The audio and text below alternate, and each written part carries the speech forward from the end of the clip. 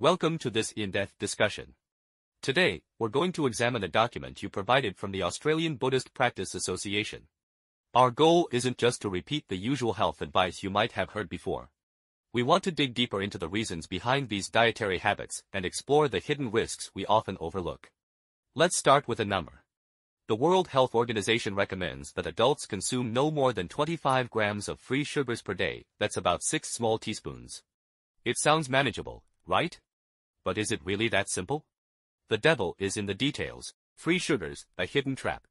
The document uses the specific term free sugars. What does that mean, and how is it different from the sugar we usually talk about? It sounds like even natural-seeming things like honey and freshly squeezed juice might be included. That's right. According to the document, free sugars are defined as any sugar added to food or drinks by manufacturers, chefs, or ourselves. This includes glucose, fructose, and sucrose, as well as honey, syrups, and the sugars found in freshly squeezed or concentrated fruit juices. So is that different from eating a whole apple? Absolutely. The sugars in a whole fruit or vegetable are called intrinsic sugars. They are encased within the plant's cell walls. The key here is that once you juice a piece of fruit, the cell walls are broken, and the sugar is released, or freed. Your body then absorbs it in a very different way and at a different speed. The issue is the state of the sugar, not whether it's natural to begin with. The real burden on your body isn't the type of sugar, but the total amount you consume. This leads to another point: many foods we don't think of as sweet, even salty ones, can be high sugar traps. The document mentions ketchup, barbecue sauce, and salad dressing. These aren't desserts. To make them more palatable or improve texture, many of these condiments have a surprising amount of added sugar. You can't just rely on your taste buds to tell you if something is high in sugar. This is like a hidden clause in a contract. It's easy to exceed your limit without realizing it. You might think you've been well-behaved and avoided sweets all day, but the sauces you've used for your meals could have already sent your sugar intake through the roof. Self-poisoning and addiction, a wake-up call. The document uses some very strong language, describing the overconsumption of sweet, fatty, and salty foods as a form of chronic self-poisoning or addiction. Why such heavy words? From a physiological standpoint, consistently overeating these foods causes slow, chronic, and cumulative damage to our organs, blood vessels, and entire metabolic system. The effect isn't immediate, but over the long term, it slowly erodes our health. This is why it's called a chronic poison. And how does food become linked to addiction? This can be understood on two levels. First is our deeply ingrained dietary habits, which the document calls habitual tendencies. These are preferences and behavioral patterns you've developed over a lifetime, and they are very hard to change. The second level is that some foods, particularly those high in sugar, fat, and salt, can stimulate our brains to release chemicals that make us feel happy and satisfied. This creates a physiological and psychological dependency, a mechanism similar to that of addictive substances. It makes it hard to stop eating a food, even when you know it's not good for you. This raises an important question: is our unstoppable craving for certain foods more than just hunger or a passing whim? It could be a deeper, more fundamental dependency. The document even brings up a traditional perspective, noting that ancient texts like the Buddhist scriptures, long before modern science, recognized that consuming too much of certain foods could be harmful, viewing it as a kind of poison. This isn't to say the food itself is bad, but it emphasizes that our behavioral choice is a form of self-poisoning. The subtle power of contamination. How do these hard-to-break eating habits form? The document introduces a concept called contamination. This is a fascinating word. It suggests a slow, penetrating influence, much like a fragrance infuses an object. The document explains that habits, both good and bad, are formed over a long time through repeated exposure and imitation, eventually becoming internalized. It's like how we learn our native language. We are naturally contaminated by our environment from a young age and acquire the ability to speak it. The document gives an example of someone who doesn't like spicy food but lives in an environment where the family meals are always spicy. At first, they might resist, but over time, they may become so contaminated that they can't eat without it. This subtle, transformative power is incredibly strong. When we apply this concept to our own time, the widespread preference for high sugar, high fat, and high salt foods is largely the result of our dietary environment contaminating us over time. Our taste buds and brain's reward system have been unconsciously programmed to prefer these flavors. It's as if we've unknowingly written code for our cravings. While modern medicine can describe and categorize these phenomena, like with bulimia nervosa, it often struggles to explain the root causes of these mental and behavioral patterns, why the code was written in the first place, and why it's so difficult to change.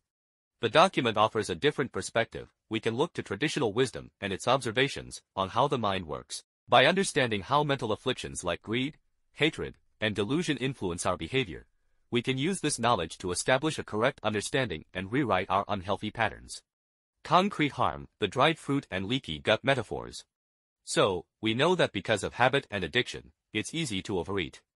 But beyond just gaining weight, what specific damage is happening inside our bodies? The document uses two powerful metaphors, dried fruit and leaky gut.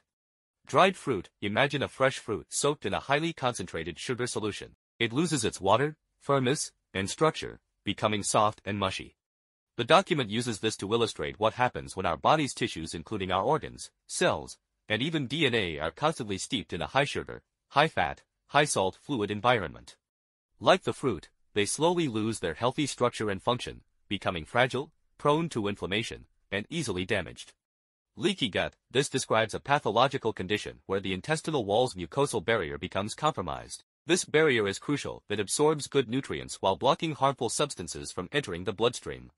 However, long-term exposure to excessive sugar, fat, salt, and food additives can cause this membrane to become inflamed and damaged. Its permeability increases, creating cracks in the wall. This allows things that shouldn't be in our bloodstream like undigested food molecules, bacteria, and toxins to leak into our bodies, triggering an immune overreaction and leading to chronic, systemic inflammation and various health issues. In severe cases, the document even mentions a risk of more dangerous conditions like stomach perforation. Strategies for change. The consequences sound serious, yet changing deeply ingrained eating habits is incredibly difficult. The document acknowledges this, observing that in some cultures, the desire to avoid conflict can even prevent professionals like doctors from directly addressing these risks with patients. So, what can you take away from this? First, you must honestly admit that change is hard, but becoming aware of the problem and understanding its underlying mechanisms like contamination and addiction is the first step. The document also provides some practical strategies for change. 1. Educate and understand. First, you need to understand the principles, why we become dependent on these foods, how habits form, and the long-term health costs. Once you have that clear understanding, you can begin to make changes. 2. Offer hope and be gradual. If you demand someone give up all their favorite foods instantly and forever, they'll likely give up immediately. A better approach is to suggest gradual, phased adjustments, like setting a short-term goal for a week or two, or trying a few days of eating more simply. The goal is to show that change is possible and that it's an opportunity for renewed health, not a deprivation. 3. Use objective evidence. Sometimes it's hard to feel the effects of a diet change. At these times, encourage people to get blood tests before and after adjusting their diet. Using objective data, like changes in blood sugar, blood lipids, or inflammatory markers, is much more powerful than just telling them how they should feel. 4. Understand and support the process. Change is rarely a straight line. The document notes that people might succeed and then fall back into old habits, or they might swing back and forth between good and bad habits. It's important to recognize that this back and forth is normal and to offer continuous support and understanding rather than criticism. Ultimately, whether we can successfully change seems to depend on whether we truly understand why we are drawn to these foods and how they are unconsciously affecting our bodies and minds. Final thoughts. In this discussion, we took a deep dive into the problem of over-consuming sweet, fatty, and salty foods, using the insights from the Australian Buddhist Practice Association's document. It reminds us that focusing on diet isn't just about counting calories or grams.